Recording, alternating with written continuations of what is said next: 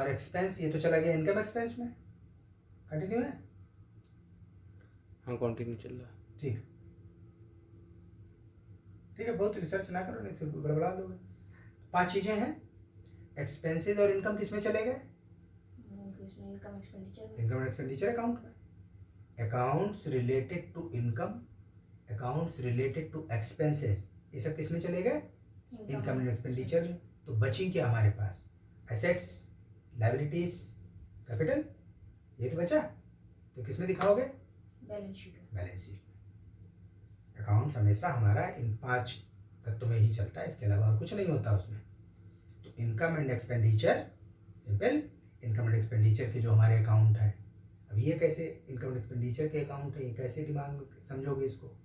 अब इनकम जैसे membership fee income है, जनरल डोनेशन इनकम है, चैरिटी मिली किसी से इनकम है, क्लब के पास एक ग्राउंड है उसको तुमने रेंट पे उठाया, रेंट मिला इनकम है, बैंक में पैसा जमा है इंटरेस्ट मिला इनकम है। तो ये जो डिफरेंट हमने चीज़ें बताई ये क्या है? Accounts of income, accounts of different incomes. लेकिन ये सब आएंगी, मेन अम्ब्रेला क्या है? इनकम। उसी इनकम के ही तो डिफरेंट ये हेड्स हैं। लाइकवाइज एक्सपेंडिचर के हमारे डिफरेंट हेड्स होते हैं। तुमने अकाउंटेंट है या कोई काम करने वाला है, कोई स्टाफ रखा जाता है कम से कम, उसकी सैलरी क्या है? चौकीदार है, गार्डनर है, ये सब लोग हैं, इनकी वेजेस क्या है? कुछ लेबर वर्क कराया गया, कुछ अपकीप ऑफ ग्राउंड हुआ, ये सब चीज़ों के पेमेंट किए गए, मेंटेनेंस के लिए बहुत सारा कुछ दिया जाता है। ये सब हेड्स किसके हैं? अकाउंट हेड्स एक्सपेंडिचर के। तो जो एक्सपेंडिचर और इनकम्स के हेड्स हैं वो सब किस में चले गए? इनकम एंड एक्सपेंडिचर अकाउंट में। तो तुम्हारे पास कौन से अकाउंट सब बचे? एसेट से रिलेटेड, लायबिलिटीज से रिलेटेड और कैपिटल फंड, ये तो बचा। तो वो हम किस में शो करेंगे?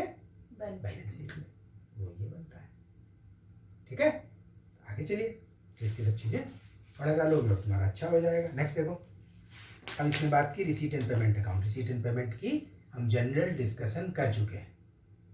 रिसीट एंड पेमेंट का जनरल डिस्कशन हो चुका है और इसमें आप इसको देख लो, इसमें दे रखी है पहले कैश बुक दिया है, ये केवल तुमको समझाने के लिए दे रखा है। देखो cash book golden cricket club का दिया एग्जाम्पल फर्स्ट। अब कैश बुक देखो, अप्रैल 1 दिया है, अप्रैल 10 दिया है ना, फिर अप्रैल 10, मई 20, जून, जुलाई, अगस्त, सितंबर, अप टू सितंबर, नवंबर और फिर फरवरी, मार्च, पूरे साल का दे दिया है ना।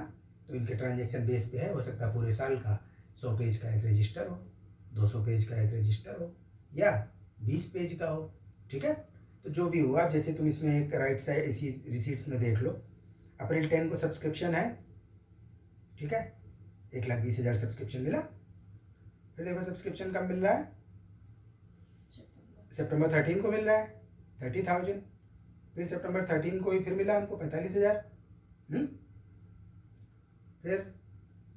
फिर सब्सक्रिप्शन मिला 35,000, फिर मिला है 10,000, फिर मिला है 25,000। अब अगर तुम इस सभी सब्सक्रिप्शन को जोड़ो जैसे इसने दिया है, एक तुमको बता देते हैं जिससे समझ जाओगे। इसमें देखो नीचे पार्ट ए में नीचे अगले पेज पे जो दे रखा है, टोटल सब्सक्रिप्शन तुम्हारा कितना हुआ? 2,25,000 हुआ। तो सब्सक्रिप्शन के नाम पे पूरी साल में हमें कितना मिला? 2,25,000। अब आगे आ जाओ, रिसीट पेमेंट में देख लो तुम्हारी रिसीट में इतना पड़ा है कि नहीं पड़ा है, तो क्लियर हो जाएगी बात, समझ जाओगे कैसे बनता है। रिसीट्स का दिया है इसमें, रिसीट पेमेंट कितना बनाया है, आगे कहीं बनाया है? उस वाले इलस्ट्रेशन के लिए नहीं बनाया है, उसका नहीं बनाया है। चलो कोई बात नहीं,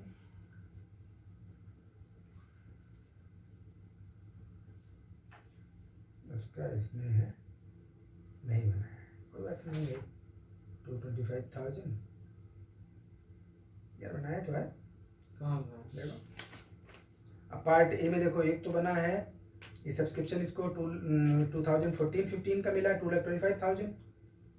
कुछ सब्सक्रिप्शन इसमें तुम पीछे देखोगे इसमें है 13-14 का 30,000 और कुछ सब्सक्रिप्शन मिला है इसको 15-16 के लिए 10,000।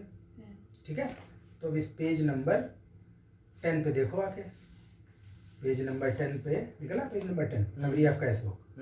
अब इसमें देखो तुम सब्सक्रिप्शन के तीनों दे रखे हैं, 13-14 30,000, 14-15 2,25,000, 15, 16, 10,000 मिला। तो समझे बात, ये समरी है। फिर आ जाओ पेज नंबर 4, वही देखो।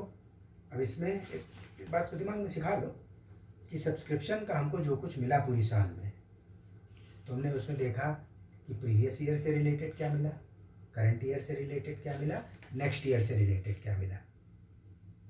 मिला तो ना, तो तुम्हारी रिसीट्स तो सारी हैं, बस तो सारी रिसीट्स हैं वो इसमें आ गई। समझे ना बात, क्लियर? चलो आगे देखो। आगे अगर हम बात करते हैं, इसको उठा लो, लाइफ मेंबरशिप फी देख लो। अब तुम्हारी जो लाइफ मेंबरशिप फी है ये कितना कितना मिला है? 12,000 मई 20 को, फिर मिला है जुलाई 23 को 8,000, अब फिर है, फिर नहीं है। फिर नहीं है, तो टोटल हमारा कितना हो गया? 20,000 हो गया।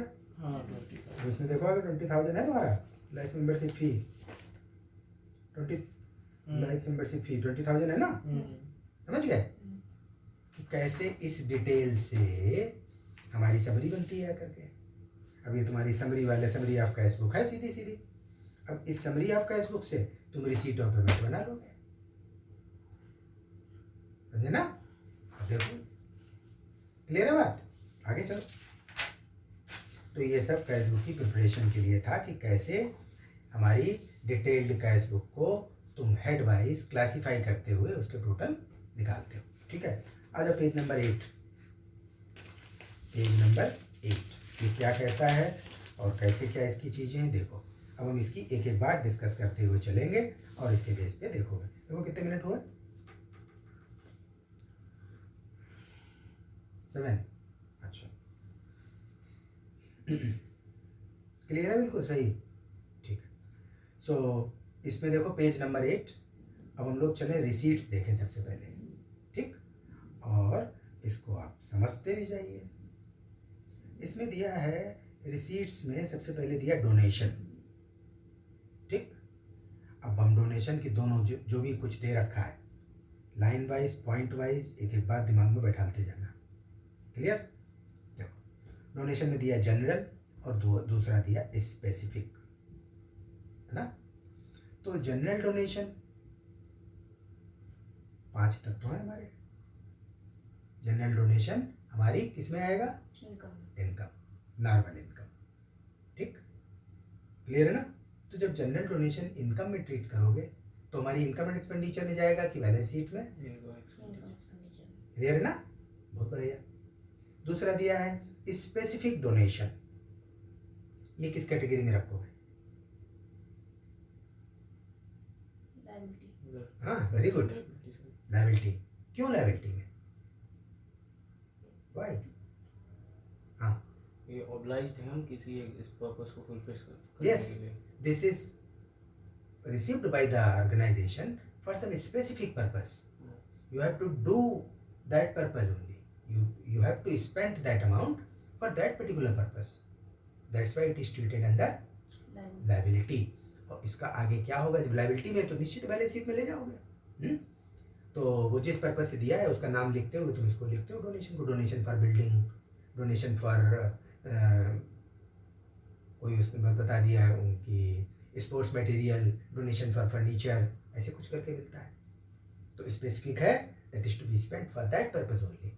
तुम्हारा बोर्ड में एक बहुत अच्छा सवाल आया था, तुमने किया था ना उसका काफ़ी कुछ ध्यान है ना, कि उस बिल्डिंग के लिए फंड था और उस फंड को से बिल्डिंग बनी, वो उसमें से कम किया। अब कहीं हमारे क्लब के बाहर थोड़ी वो पैसा निकला, तभी वो जाकर के कहाँ कैपिटल फंड में ऐड हो गया था, है ना, किया था तुम लोगों ने, ठीक कर लिया था उसको। तो इसमें हमारा जो स्पेसिफिक डोनेशन है, that specific donation is for is liability to the organization because that it is to be spent for that purpose only, so it is liability. First class, आगे चलिए। अगला दिया एंट्रेंस फी। एंट्रेंस फी जब कोई member नया member बनता है तो एंट्रेंस फी उससे ली जाती है, ठीक है। तो जब एंट्रेंस फी उससे ली जा रही है तो इसमें दो तरीके की चीज़ें दे रखी हैं। अगर एंट्रेंस फी एक रेगुलर बेसिस पे चला करती है ना, क्योंकि एंट्रेंस फी हम उसको रिकरिंग इनकम में भी मानते हैं और कभी कभी कैपिटलाइज भी करते हैं। कैपिटलाइज करने का मतलब क्लियर कुछ? कैपिटलाइज करने का मतलब हम इसको कैपिटल फंड में दिखाएंगे लायबिलिटी में। अगर उसने कहा, वो कभी कभी कह देता है कि this portion of interest fees to be capitalized, यानी उसको पूरा पूरा आप क्या नहीं मानोगे? इनकम। Yes, very good. उसको हम पूरा पूरा इनकम नहीं मानेंगे। A certain portion of that amount is capitalized, so that portion is to be added in capital fund, है ना? तो वो बात यहाँ देखो। तो इसमें दोनों चीज़ें हो सकती हैं, रेगुलर और रेगुलर अमाउंट हमें मिल रही है तो हम उसको अपनी इनकम में ले जाते हैं। कभी कभी मिलती वंस, हमने कुछ थोड़ा सा इसमें मार्क कर लिया, अगर कभी कभी मिलती है तो हम इसको कैपिटलाइज कर देते हैं, ठीक? अदरवाइज कुछ अगर specific instructions are given in that question, so those instructions are to be followed. Clear? Next, legacies, ये एक स्पेसिफिक टर्म होता है, इसको समझो ध्यान से, क्योंकि जो 5 तत्व हैं इसी बेस पे हमारा इनकम एंड एक्सपेंडिचर और बैलेंस शीट बनेगी, और इन 5 तत्वों में किसका कौन सा नेचर है, अगर इन 5 तत्व के बेसिस पे समझ लिया तो ये सब बहुत क्या कैसा हो जाएगा? ईजी। तो नेक्स्ट देखो, थर्ड पॉइंट, लीगेसीज। अब ये लीगेसीज क्या होती है? क्योंकि ये नॉर्मल टर्मिनोलॉजी में ये सब नहीं आते। तो तुमने 11th-12th में किया एनपीओ को छोड़ के, बाकी इसमें लीगेसीज वगैरह किसी में कहाँ था? कहीं नहीं था। तो लीगेसीज होता है according to will. According to will कैसा? किसी की वसीयत के हिसाब से। कैसे कि अब कोई मेंबर ही है मान लो, या कोई अलग कोई पर्सन है, उसे तुम्हारे क्लब की जो एक्टिविटीज़ हैं, क्लब का पर्पज़ है, क्लब की जो फंक्शनिंग है बहुत अच्छी लगती है, वो अपनी वसीयत में लिख देता है कि भाई मेरे बाद मेरी इनकम का इतना पोर्शन या मेरी एसेट का इतना पोर्शन इस क्लब को दे दिया जाए। सो दैट इज लीगेसीज, और इट इज रोज मरे रोज दे आके तुम, हैं? एसेट। एसेट कहाँ से? ये तुम्हारी कैपिटल फंड, कैपिटल रिसीट हुई। कैसी रिसीट हुई? बैलेंस शीट में किस साइड? लायबिलिटी से। Liability side. इनकम मतलब रोज ससुरा मेंबर मरे और रोज हमें दे आके कुछ, हैं? दिमाग लगाओ। So this is legacy. तो legacy is treated as which type of receipt is this? Capital receipt. This is capital receipt. So where you are going to show it? Balance sheet. Yes, it is to be shown in balance sheet. Which side? Liability sheet. Yes. So ये legacy है। तो legacy कैसे कि कोई अपनी will के हिसाब से क्लब को कुछ डोनेट करता है कि भाई हमारे बाद में इसका इतना पैसा इसमें चला जाए। So that is legacy, it is capitalized. Next, sale of investments, है ना? अब इन्वेस्टमेंट तुमने सेल किए, ठीक? रिसीट तो है ना? अब इसमें क्या चीज़ होती है वो बात समझ लो। सेल ऑफ इन्वेस्टमेंट, हमने कहीं पे कोई इन्वेस्ट किया होता है, 50,000 का कॉस्ट थी उसकी, जब हम उसको सेल कर रहे हैं दैट इज सोल्ड फॉर 70,000। बात समझना है? तो ये हमारी रिसीट, पैसा मिला, रिसीट है। अब इस रिसीट में इनकम पोर्शन कितना है? 20,000। वो इनकम एंड एक्सपेंडिचर में पार्ट मिल जाता है कि profit on sale of investment, profit on sale of asset. Gain कहेंगे, हैं? गेन कहेंगे। इनकम एंड एक्सपेंडिचर बढ़ा रहे, सीधे इनकम में ले जाओगे वो चीज़। तो वो उसमें पहुंच गया। बाकी तो तुम्हारा सीधा है ही है। एसेट तुम्हारी कितने की चलेगी? 50,000 की एसेट गई, उसके बदले में आया कितना? 70,000। तो 20,000 हमारी इनकम, है ना? इसी तरीके से अगर हमने सेल ऑफ इन्वेस्टमेंट, ये जो कुछ था, अगर हमारा 50,000 की बजाय 40,000 में होता, लॉस हो गया था 10,000 का। तो loss on sale of investment, ये तुम्हारा एक्सपेंडिचर में। क्लियर है ना? सो अगर एसेट को बेचते टाइम हमें प्रॉफिट या लॉस होता है, so those profits or loss are to be shown in income as an income or expenditure. ठीक, नेक्स्ट देखो, sale of investment, likewise sale of fixed assets, ये भी उसी लाइन पे चलेगा। सेल ऑफ फिक्स्ड एसेट्स कि हमारा कोई काम थोड़ी है भाई इन्वेस्टमेंट को सेल करना है या फिक्स एसेट को सेल करना, क्लब का मोटिव तो कुछ और है।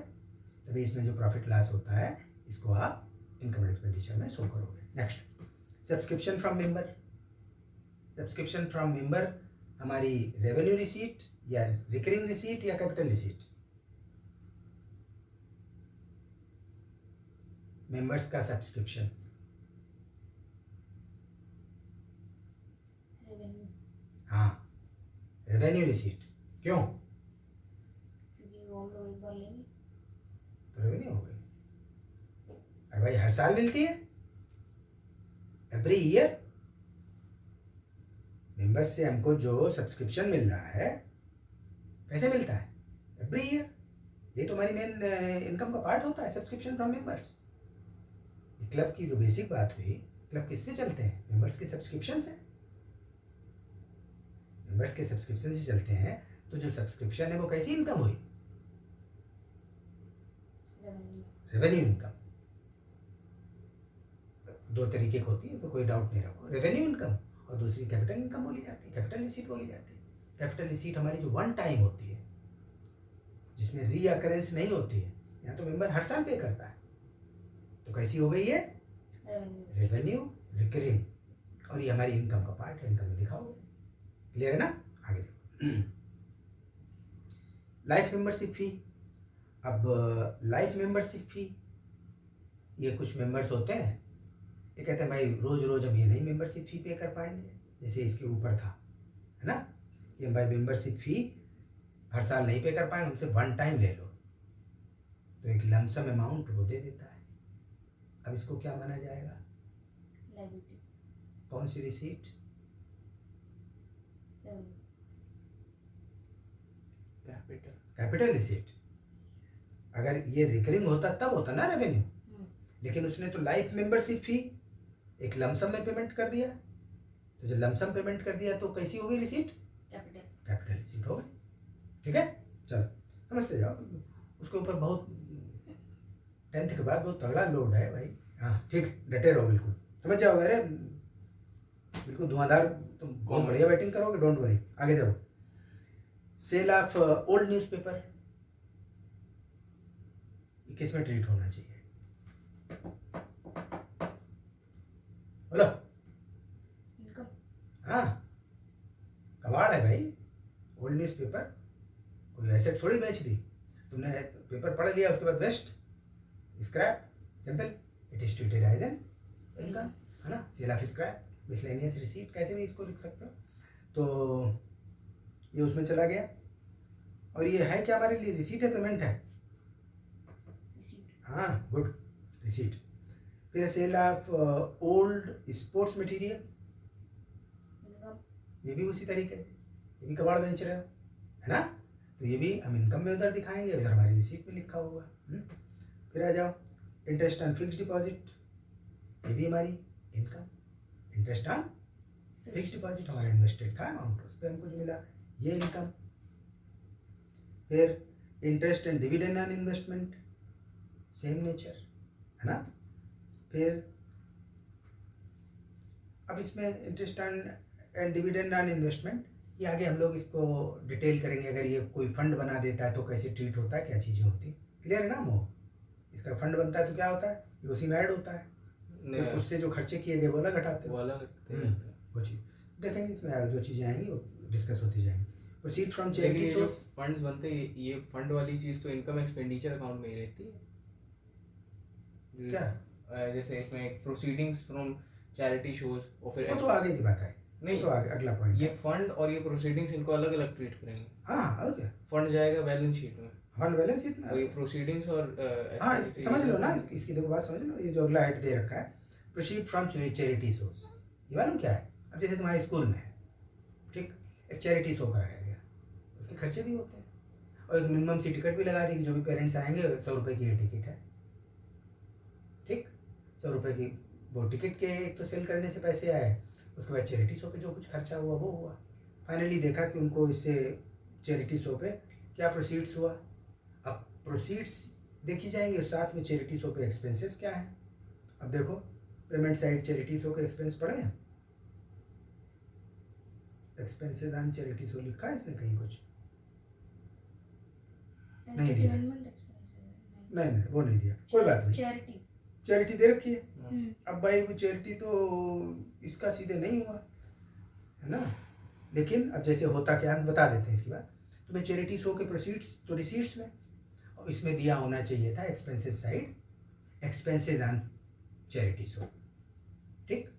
अब उनका जो नेट है वो तुम इनकम एक्सपेंडिचर में पहुंचा दोगे, है ना अमोक बाबू।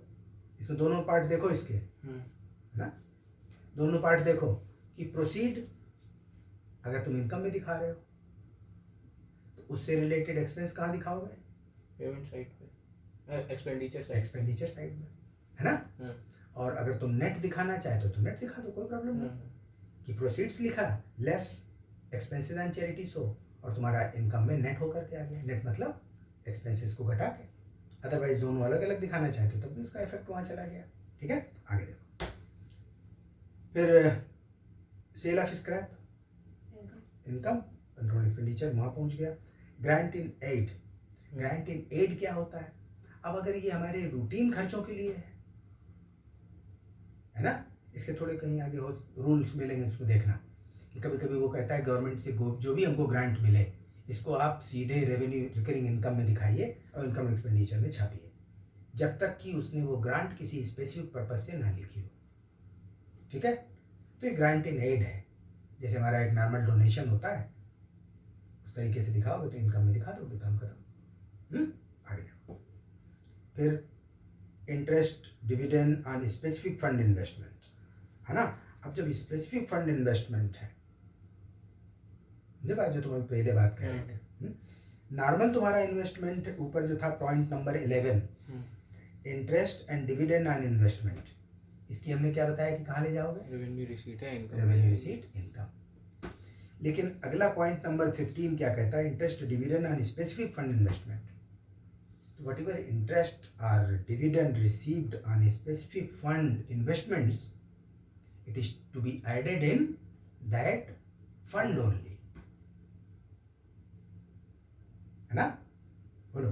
बैलेंस साइड पे वो स्पेसिफिक फंड दिखाएंगे और उसकी जो इन्वेस्टमेंट होगी वो भी वहीं पे नीचे ही दिखाएंगे। ना देखो, तुम्हारा जो फंड है हाँ, तो लायबिलिटी साइड चला गया, हाँ, इन्वेस्टेड है एसेट्स में, ठीक है। हाँ, वो पार्ट हो गया। हाँ, अब पता चला कि इस पे इतना इंटरेस्ट मिला, हाँ, ठीक है, वो इंटरेस्ट तुम फंड में ऐड कर दोगे, लायबिलिटी साइड पे। यस, और फंड लायबिलिटी में लिखते हो यार, हाँ, ठीक, है ना, वो उसमें ऐड कर दोगे। उस पर जो भी हमें प्लस हुआ, क्योंकि वो स्पेसिफिक है, उसको तुम कोई यूज नहीं कर सकते किसी और पर्पज से, तब तो दिया उसने, दोनों को क्लासीफाई किया है। तो इन पॉइंट्स को समझ लो, पूरा एनपीओ हो जाएगा बढ़िया से। और इसको बार बार रिवाइज करोगे, बार बार ये वीडियो देखोगे, है ना। नेक्स्ट देखो, मिसलेनियस रिसीट्स, सिंपल, क्यों आनंदी? मिसलेनियस रिसीट्स कहाँ जाएगा? इनकम, बस इनकम। तो ये तुम्हारी रिसीट की इधर की चीज़ें, इधर आ जाओ दूसरी तरफ। नेक्स्ट पेज पे भी कुछ है इसके, नहीं, नेक्स्ट पेज पे इसके नहीं है, रिसीट पेमेंट का दिखाया गया। खैर चलिए हम लोग इस पे आए, पेमेंट साइड आओ। देखो, परचेज ऑफ फिक्स्ड एसेट्स। अब बहुत ध्यान देना, अब हम पेमेंट्स की बात कर रहे हैं। पेमेंट भी हमारे कितने तरीके के? 2 तरीके। रिकरिंग नेचर दिमाग में बैठा लो, जो रिपीट होते हैं बार बार, ठीक, वो एक्सपेंडिचर की कैटेगरी में आते हैं। किसमें? एक्सपेंडिचर, जो इनकम एक्सपेंडिचर में दिखाओगे। दूसरे जो हैं, जो हमारे नॉन रिकरिंग होते हैं, कभी कभी खर्चे किए जाते हैं, जिनकी लाइफ 1 साल से ज़्यादा की है, वो क्या है? हमारी एसेट्स। और उनको कहाँ लिखोगे? बैलेंस शीट एसेट्स में, ठीक है। चलिए देखिए, payment of fixed asset, purchase of fixed asset कहाँ लिखोगे? बोलते जाकर पढ़ो, एसेट्स में। दूसरा, purchase of sports material, balance sheet assets. Sports material भी जनरली क्या होता है कि हमारा साल भर से ज़्यादा चलता है और एसेट्स में ही जनरली ये ट्रीट होता है ना। अब इसमें जैसे तुम शटल एटल की बात करो, जल्दी टूट जाती है, सब कुछ है, तो अगर ऐसा कुछ दे रखा है बड़ा स्पेसिफिक है तो भले उसमें करो, नहीं तो अदरवाइज स्पोर्ट्स मटेरियल तुम्हारी एसेट्स होती है। क्लब के केस में स्पोर्ट्स मटेरियल एसेट्स में चलता है। नेक्स्ट देखो, investment in securities, very good. Printing and stationery,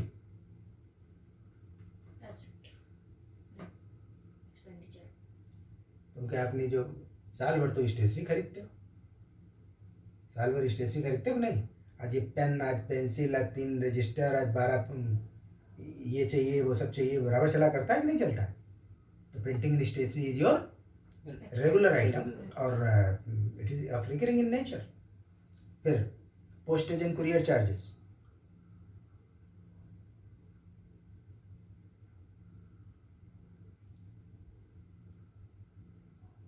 अरे भाई इसमें ये नहीं समझ पा रहे हो कि ये रिकरिंग है कि एक बार पोस्टेज के खर्चे होते हैं.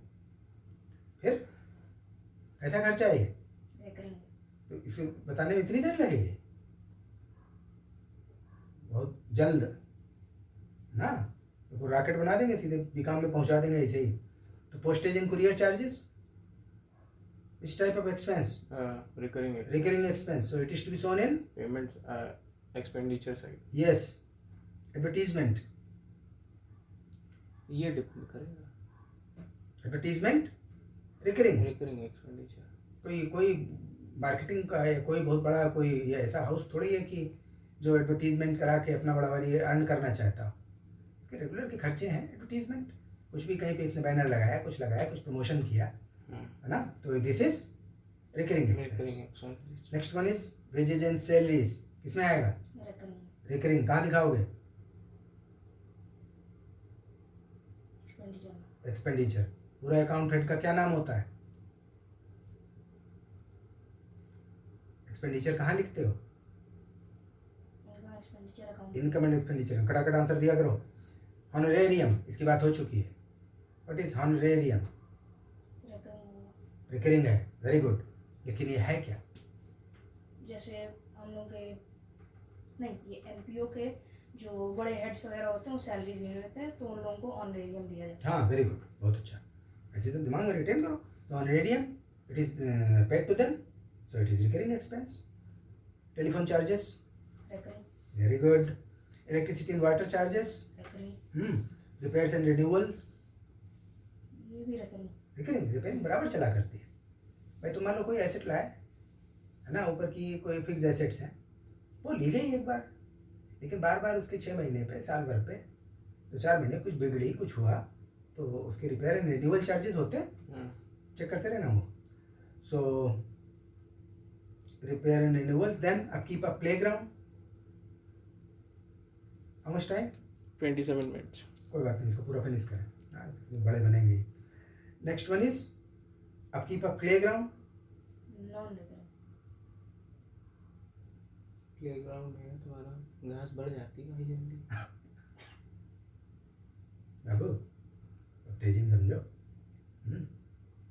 अकाउंट एक हफ्ते का होता है, समझ जाओ तेजी.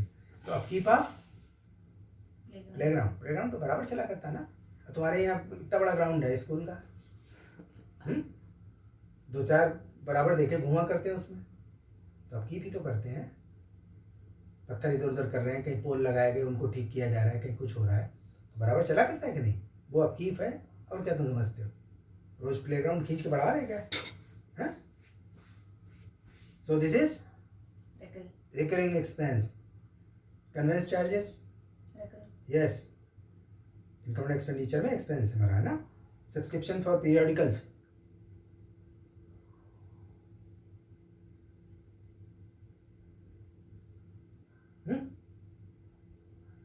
You know periodicals? You don't know periodicals. Daily you are getting newspaper. This is periodical. Magazines, fortnightly, monthly magazines. These are what? periodicals, Here. This is your one-time expense or recurring expense. recurring, So it is to be treated under expenditure, yes. Audit fee. It has already been told. Audit fee. What is this? checking and verification, It is paid for checking and verification of accounts. To whom it is paid off? It is paid to auditor. First, auditor. It is paid off to auditor, auditor. Who is an auditor? CA. The person must be a qualified chartered accountant registered under the act. है ना, वो member होना चाहिए ICAI का. तो वो हमारा auditor होता है. ऑडिट फी, नेचर recurring, रिकरिंग. कहाँ शो करोगे?